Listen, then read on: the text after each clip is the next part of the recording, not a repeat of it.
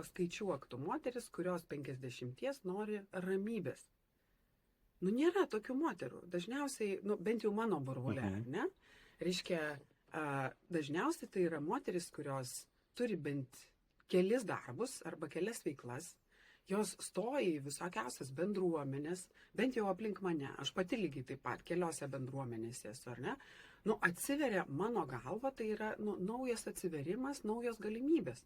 Aš šitoj vietoj nesakyčiau, kad, žinai, kad yra, tiesiog norisi ramybės.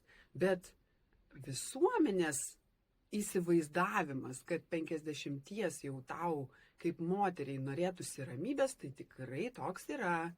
Bet, o čia nėra, aš negaliu pasakyti apie moteris, bet tikrai galiu pasakyti apie vyrus, kad kai kurie gal net atrodo šiek tiek juokingi, ne? Nu, ta prasme, jie pasidaro, antra jaunystė jiems prasideda, ir tada visi labai iš to juokiasi ir taip toliau. Čia toks kaip ir iš vienos pusės visuomenės spaudimas, iš kitos pusės, nepasidarės jaunas nuo to, kad apsirengė, ne, kažkaip tai ten madingai.